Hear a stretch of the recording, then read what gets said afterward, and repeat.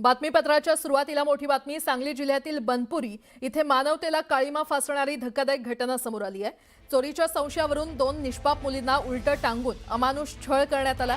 या प्रकारात 10 वर्षीय सानिकाचा मृत्यू झाला असून 11 वर्षीय अनुजा गंभीर जखमी आहे।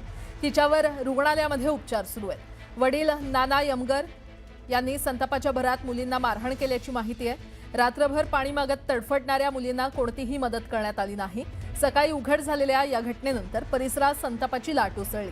दरम्यान हा प्रकार दडपण्याचा प्रयत्नही झाल्याची माहिती समोर येत असून पोलिसांकडून पुढील कारवाई सुरू आहे।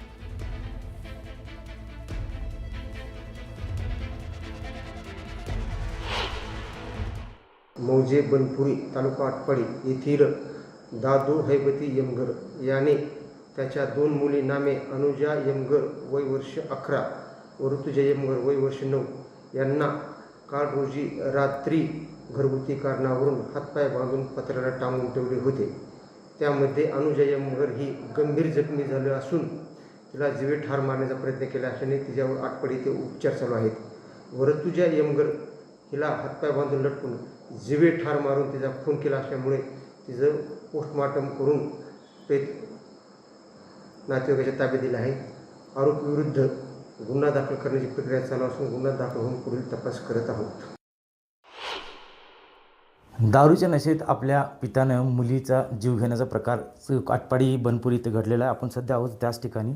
याच ठिकाणी त्या वडिलांनी दारूच्या नशेमध्ये पैसे उचललेत म्हणून या कारणावरून संशयावरून या ठिकाणी आपण पाहू शकतो की या ठिकाणी त्या 2 मुलीला उलटं टांगलं होतं आणि रात्रभर त्या मुली त्या तिथं अडकून होत्या। पाणी मागत होत्या, परंतु ते नातेवाईकांनी सुद्धा रात्री पाणीसुद्धा दिलं होतं।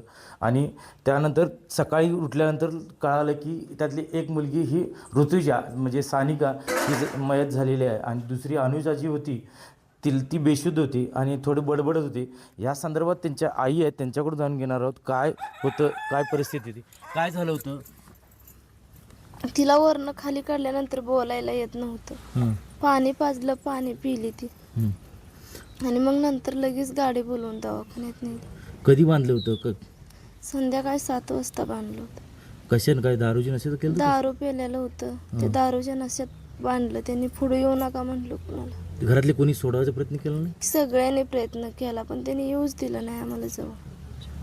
आपल्यासोबत त्यांची आजी आहेत, आजोबा आहेत। त्यांच्या आजोबाने सकाळी जे त्या मुलीला उतरवलं होतं, आजीकडनं जाऊन घेऊन काय त्यांचं काय झालं होतं? आजी काय नाही, दारू पण हे पुरी अशा का नाही बाहेरलं काय चोरायच्या आणि ती माणसं बोलायची येऊन। मग ही कसं म्हणायचा रोज भरून कुणाचं द्यायचं तुम्हाला, मी आता टांगणार आहे। आठवड्याभर पुरी गावल्याच नाही त्या, परत गावल्या ना त्यानं बांधल्या। मग आम्ही असं बसली संध्याकाळी दारात, म्हणलं पुरी एखाद्या सोडलं कुणी तर आम्ही कुई त्यानं तोडल्या काकाला पिऊन आलेला होता। मग आम्ही काय हीच केलं नाही, म्हटलं आता बांधून काय मरते त्या हे आमच्या मनात आलं। व कुटुंबानं प्रयत्न केला होता की जाण्याचा, परंतु भीतीपोटी त्या ठिकाणी त्या मुलीकडे कोणी गेलं नाही। व्हिडिओ जर्नलिस्ट योगेशसह आसिफ मुरचल, न्यूज 18 मराठी, आटपाडी बनपुरी।